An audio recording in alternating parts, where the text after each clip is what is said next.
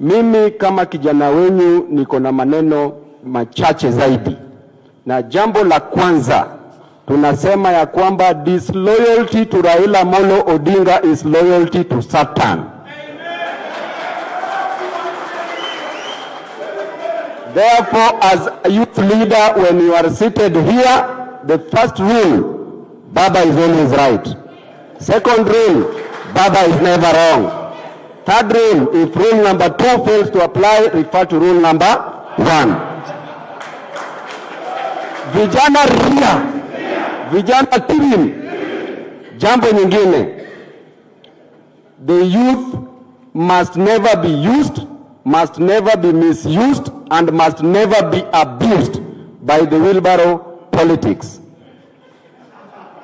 Therefore, the youth must decide the destiny that they want. Hatutaki mambo ya kuyumba-yumba, leo youth ako hivi, kesho tunakuona tanga-tanga. If you are white, you are white. If you are black, you are black. And penye tuko hapa, we are white. As the youth of this nation and the youth of Nairobi, you must be on the menu, you must be in the menu or on the table. The youth must eat, and if you are eating, you will be eaten if you are in the menu. And if you can't be on the table, break that table. Vijana ria, vijana tubim.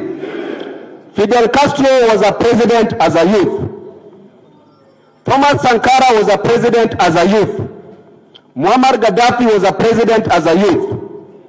What are you waiting for? 2022, a youth in Nairobi, a youth in Kenya must be MCA, must be member of parliament. Hapo president ndio tusikuone.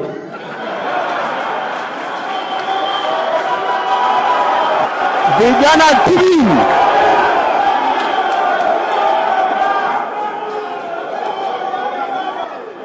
The youth, I want to tell you one thing.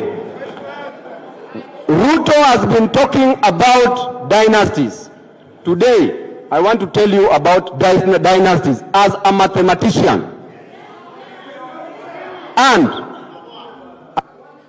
from the founding fathers, Jomo Kenyatta, because according to Ruto, a dynasty is a person who has served longest in government.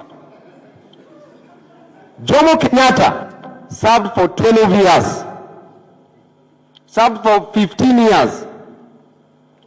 Then Jaramogi Oginga Odinga served for 5 years. Then we come to Baba. Baba has served for 20 years. Then we go to Uhuru Kenyatta, has served for 20 years. Then we go to Moi. Moi served as a president for 24 years and a vice president for 12 years, a total of 36 years. Then William Samoei Ruto has served for 25 years. Therefore, when you combine the first president and the first vice president of this nation, the founding fathers of this nation, they have served for a total of 20 years. Therefore, Ruto is the biggest dynasty alive. If we go by the definition that being a dynasty is due to the fact that you've served the longest in the government, Ruto becomes the biggest dynasty alive.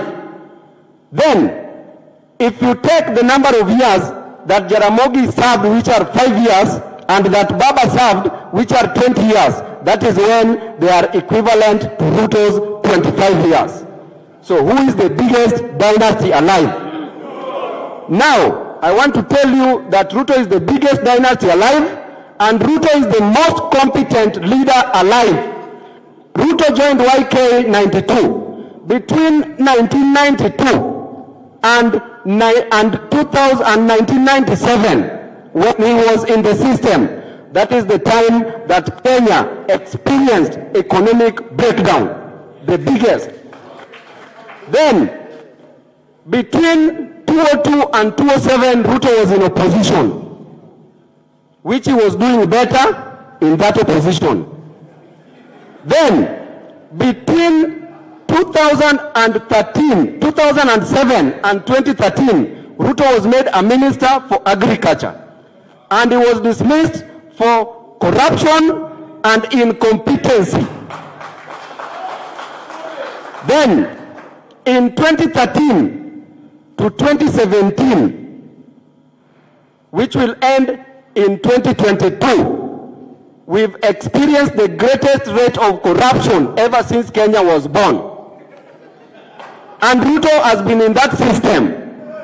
Therefore, Ruto can only do better in opposition from the time he was there in 2002 and 2007. When he's in government, there's a high rate of he's incompetent, he is corrupt, and is the biggest dynasty alive.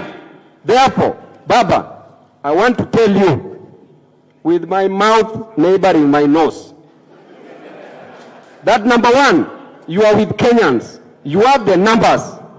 And now, we shook hands with His Excellency Uhuru Muigai Kenyatta. You also have the state. So Ruto is nothing. Thank you.